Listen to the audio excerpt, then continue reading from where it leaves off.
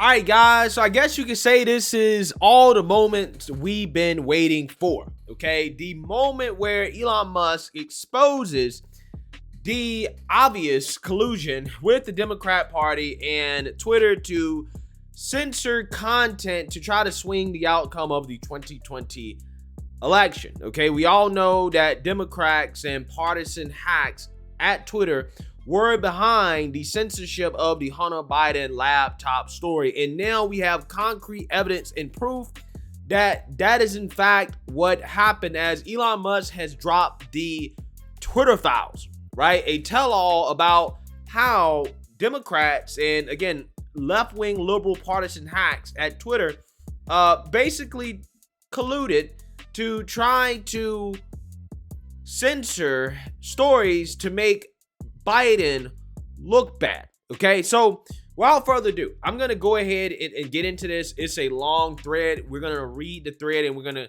go ahead and go through it. Now, he put this out through Matt Taibbi, who I believe is maybe more of a left-leaning journalist. I could be wrong about that. I apologize if I'm wrong about that, but I've seen articles from him before. Okay, he's one of those independent guys like Glenn Greenwald. So without further ado, let's get into it. Thread, the Twitter files. What you're about to read is the first installment in a series based upon thousands of internal documents obtained by sources at Twitter. The Twitter files tell an incredible story from inside one of the world's largest and most influential social media platforms. It's a Frankensteinian tale of a human-built mechanism grown out of the control of its designer. Twitter, in its conception, was a brilliant tool for enabling instant mass communication, making a true real-time global conversation possible for the first time. In an early conception, Twitter more than lived up to its mission statement, giving people the power to create and share ideas and information instantly without barriers. As time progressed, however, the company was slowly forced to add those barriers. Some of the first tools for controlling speech were designed to combat the likes of spam and financial fraudsters. Slowly over time, Twitter staff and executives began to find more and more uses for these tools. Outsiders began petitioning the company to manipulate speech as well. First a little, then more often, then constantly. By 2020, requests from connected actors to delete tweets were routine. One executive would write to another, more to review from the Biden team.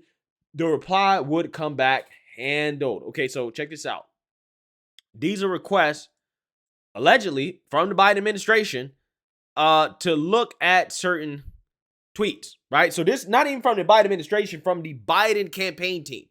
Okay, so they literally were trying to sway or censor speech on Twitter as Joe Biden was campaigning, right? He was campaigning. He wasn't even president.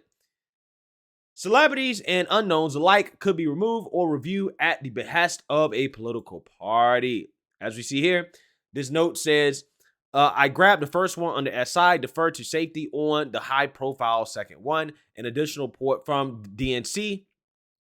As you can see here, Real James Woods, who's a right-wing account, that was tagged as an account to review. Both parties had access to these tools. For instance, in 2020, requests from both the Trump White House and the Biden campaign were received and honored. However, the system wasn't balanced. It was based on contacts because Twitter was and is overwhelmingly staffed by people of one political orientation. There were more channels, more ways to complain, open to the left, well, Democrats, than the right. Yeah, so this is not a surprise. And this is an important part of the story that will be overlooked. And this is why I tell people, man, when it comes to tech censorship or big tech censorship, conservatives have to kind of get with the whole, tech thing, right? Because a lot of censorship does come from activists within the company. The fact that the company is ran by people who have a left-wing political leaning. And it would be naive to believe that they're not taking advantage of the fact that, again, they have a left-wing political leaning when they have the power to censor, right? To stop speech, to sway public opinion. Of course, this was happening, right? It's happening at all these social media companies, not just Twitter, Facebook, YouTube. All these companies are doing this, okay? All these companies are doing this. It is happening. I'm telling you. The resulting slant in content moderation decisions is visible in the documents you're about to read. However, it's also the assessment of multiple current and former high-level executives. The Twitter Files, Part 1. How and why Twitter blocked the Hunter Biden laptop story. On October 14, 2020, the New York Post published Biden's secret emails and exposed based on the contents of Hunter Biden's abandoned laptop. Twitter took extraordinary steps to suppress the story, removing links and posting warnings that it may be unsafe. They even blocked its transmission via direct message, a tool hetero reserved for extreme cases, i.e., child, you know what. White House spokeswoman Kayleigh McEnany was locked out of her account for tweeting about the story, prompting a furious letter from Trump campaign staffer Mike Hahn, who seethed, quote, at least pretend to care for the next 20 days. So as you can see here, this is the letter from the Trump White House. Kayleigh McEnany has been locked out from her account for simply talking about the New York Post story. All she did was cite the story in firsthand reporting that has been reported by other outlets and not disputed by the Biden campaign. I need an answer immediately on when/how she will be unblocked. I also don't appreciate how nobody on this team called me regarding news that you'll be censoring news articles. Like I said, at least pretend to care for the next 20 days. Yeah, so again, this is nuts. It's insane. I mean, they censor a press secretary for tweeting an article. Okay? Now, again, I also want to make this point clear. I think it is wrong that the Trump administration, if true, tried to censor things they don't like. I think that's wrong as well, too. Okay? Because if this was the other way around, if this was a big company where everybody was being, right-wing or whatever, everybody was right-wing, and they said, look, we're going to censor stuff in favor of the right, again, I wouldn't agree with that, right? I would think that that's also wrong. This led public policy executive Caroline Strom to send out a polite WTF query. Several employees noted that there was tension between the comm/policy teams who had little/less control over moderation and the safety/trust teams. Strom's note returned the answer that the laptop story had been removed for violation of the company's hack materials policy. Although several sources recall hearing about a general warning from federal law enforcement that summer about possible foreign hacks, there is no evidence that I've seen of any government involvement in a laptop story. In fact, that might have been the problem.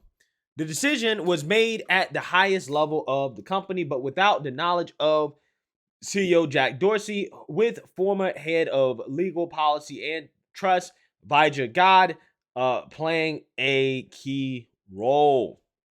So basically, Jack Dorsey had no clue what was going on at his own company, right? He was clueless that these people were acting in a partisan way. Quote, they just freelanced it. It's how one former employee characterized the decision. Hacking was the excuse, but within a few hours, pretty much everyone realized that wasn't going to hold, but no one had the guts to reverse it. You can see the confusion in the following lengthy exchange, which ends up including God and former Trust and Safety Chief Yoel Roth. Comms official Trenton Kennedy writes, quote, I'm struggling to understand the policy basis for marking this as unsafe. Yeah. So you can see here, there is, again, some confusion. There's some conversation about why in the world are they censoring this. By this point, everyone knew this was effed, said one former employee, but the response was essentially to err on the side of continuing to err. Basically do nothing. So let's read this. Yoel Roth says, the policy basis is hack materials, though as discussed, this is an emerging situation where the facts remain unclear. Given the severe risk here in lessons of 2016, we're erring on the side of including a warning and preventing this content from being amplified. Yeah, so the lessons of 2016.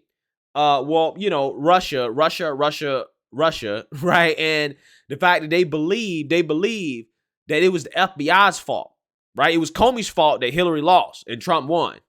Right, so they didn't want that to happen, right? They did not want that to happen again. Okay, Via God says, what is the warning that will come up?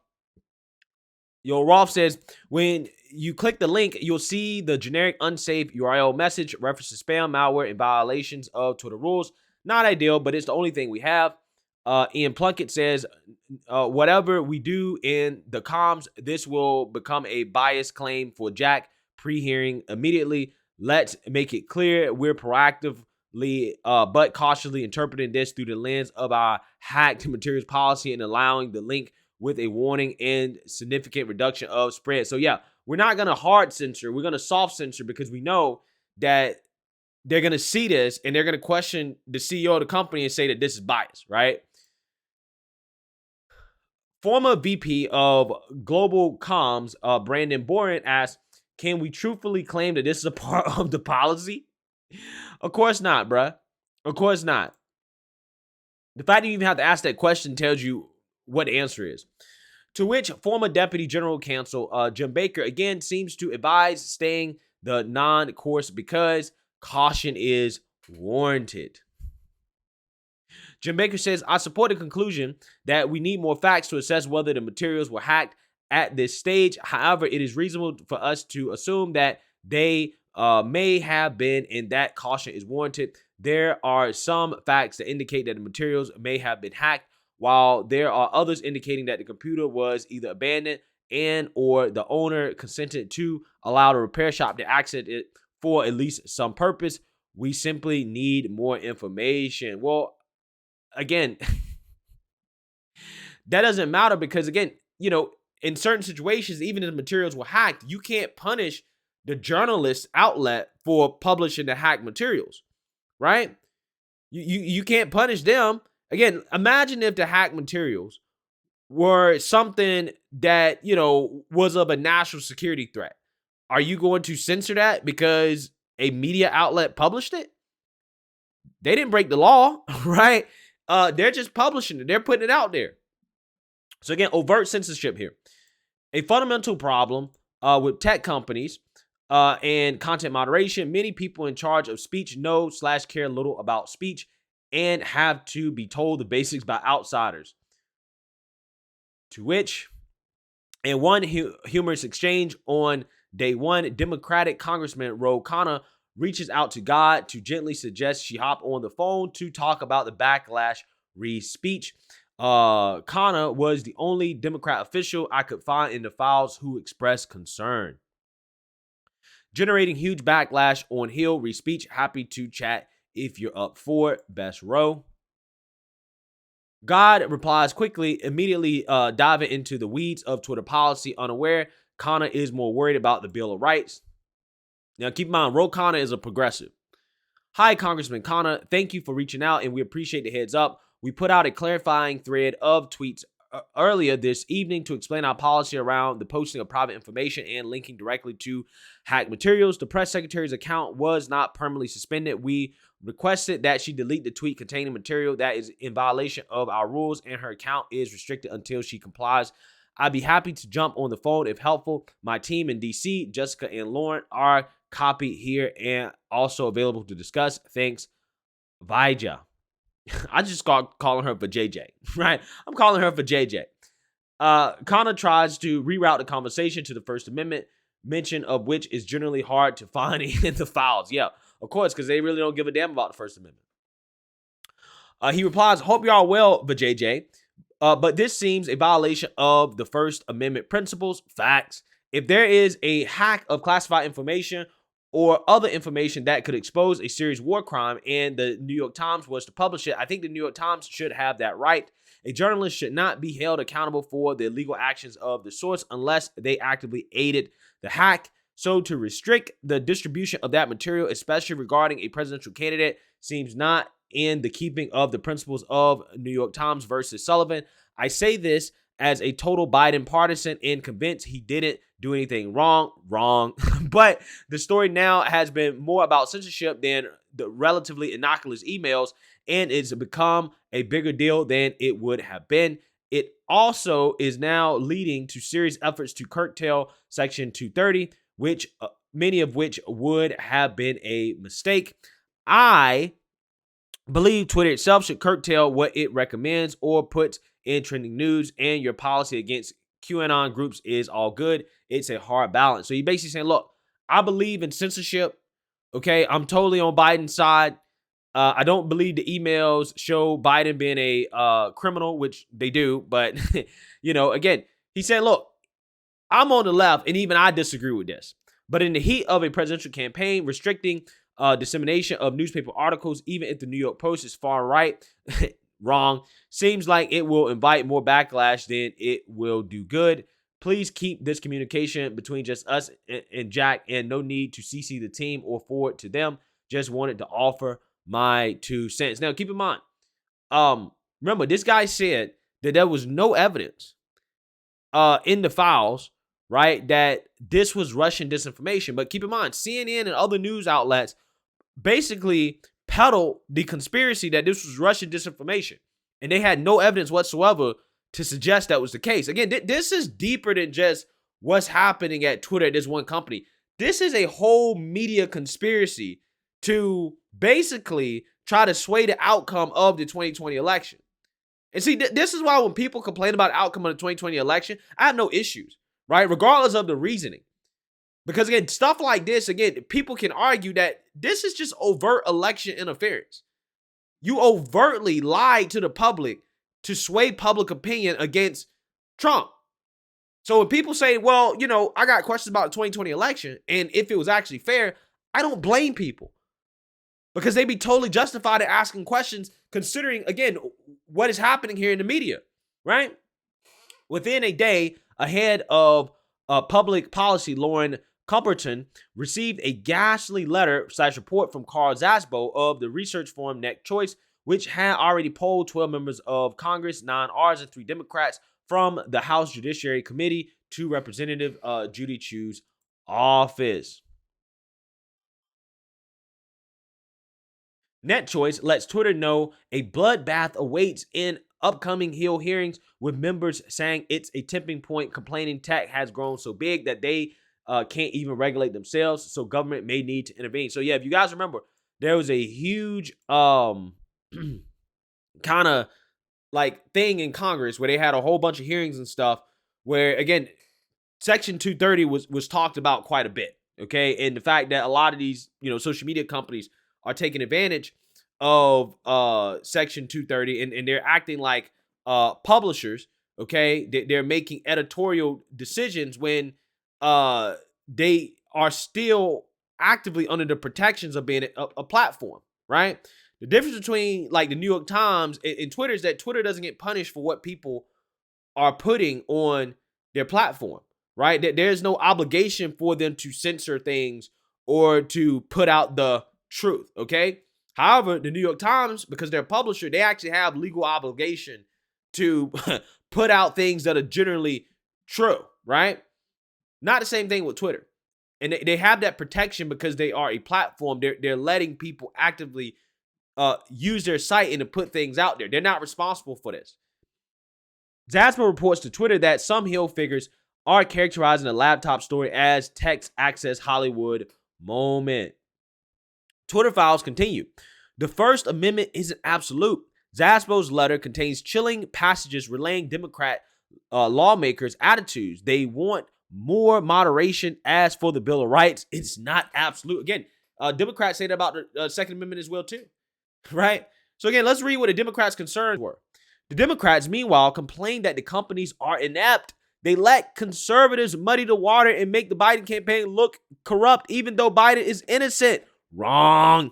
They link this to Hillary Clinton's email scandal. She did nothing wrong, but because the press wouldn't let the story go, it became a scandal far out of proportion. That's just not true either, right? She did do something wrong, okay? She illegally had government information on a private server. That's what was found. Now, the only reason she wasn't charged is because she's Hillary Clinton and because it's the swamp. But the FBI said, well, basically she didn't know, right? She didn't know, okay? Which is just really ridiculous.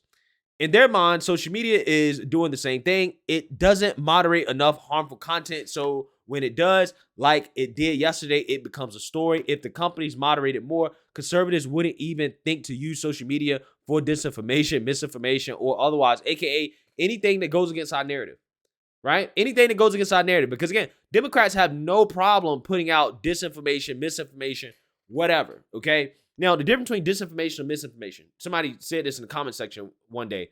Disinformation is basically incorrect information put out on purpose. Misinformation is incorrect information put out on accident.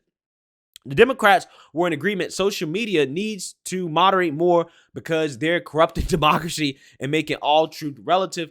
When pushed on how the government might insist on that, consistent with the First Amendment, they murmured, quote, the First Amendment isn't absolute, aka the government, the Democrats should be allowed to intervene and tell Twitter/social media what's true and what's not true.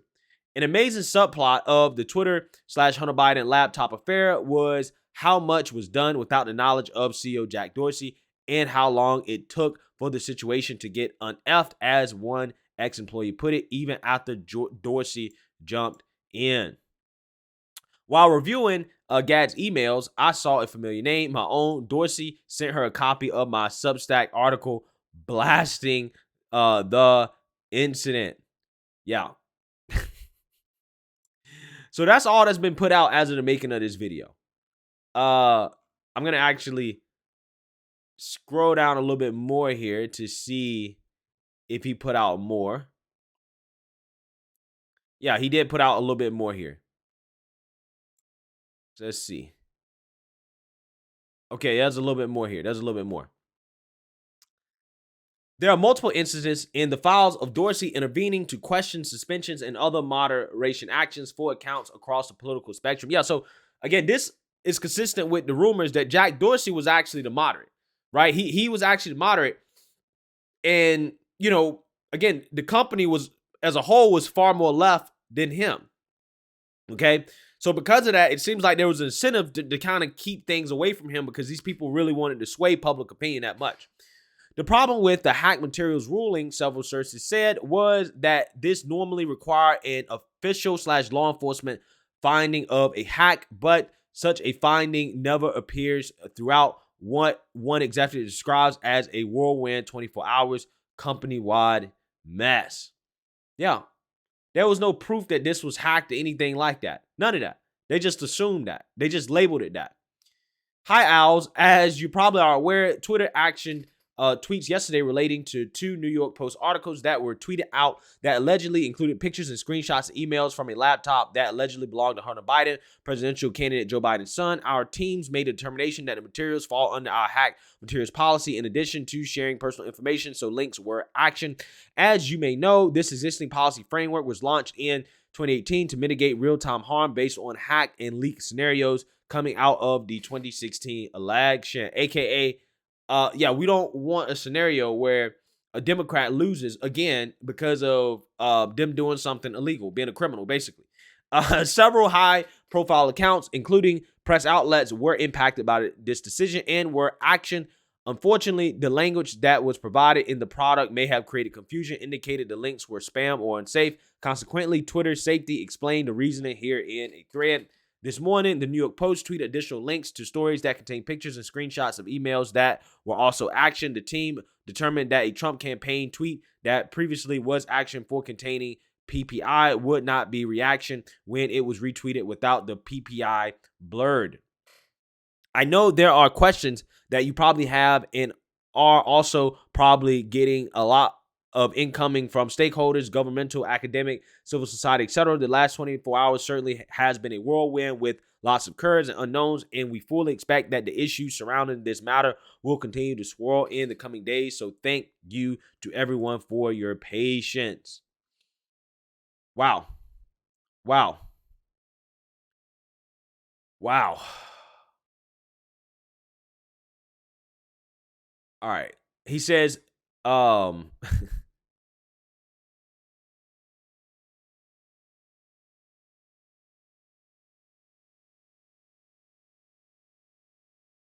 he says here, it's been a whirlwind 96 hours for me too. There's much more to come, including answers to questions about issues like shadow banning, boosting, follow accounts, and the fate of various individual accounts, and more. These issues are not limited to the political right. Good night, everyone. Thanks to all those who picked up the phone in the last few days. All right, so basically, this is proof that because Twitter mainly employed far leftists, they took advantage of their power to actively interfere in the election, right? The 2020 election in favor of the Democrats. And Democrats got pissed that Twitter was not going even further with this, right? Which, again, this is, again, what we're talking about. We're talking about a violation of the First Amendment. We're talking about limited free speech. When people say, oh, you're complaining about something that's, it's all private companies, the First Amendment doesn't apply. Well, how does that work when you have the government, right, that is pressuring these platforms to censor information? Yeah, we saw that happen with the FBI. They went to Facebook and they told Facebook about the Hunter Biden story. They said, look, there could be stuff that comes out from, Russia, blah, blah, blah. Don't put it out there. It's yada, yada, yada. And it's like, that is what we're dealing with here. And when we're dealing with that, then, again, we're talking about violations of the First Amendment, right? Again, it's really crazy how this works. But again, I'm not really surprised at all because we all knew that this is what was happening. So I'm glad that Elon Musk bought the company and he's exposing everything, because at this point, people should go to jail, right? People should be arrested for this. The question is, what would the Republican Party do? Are they just going to wave their hands and fists in the air and say how bad it is, or are they actually going to do something? Are they actually going to create some legislation? Because I think that there should be some legislation that at very least forbids government or government officials. They should be charged if any one of them tries to lobby a firm to politically censor information, right? I really think that we should look into that type of legislation as an answer to a whole lot of this stuff. Because again, unless it is something that we're talking about actually criminal, right? I don't think that the government should be in the business of telling platforms or private companies what information to censor and what information not to censor. Again, you're blurring the lines between a public and a private company at that point, which again, the First Amendment would apply. So let me know what you guys think. Make sure you like, comment, subscribe, most importantly, share a Black conservative perspective. Peace.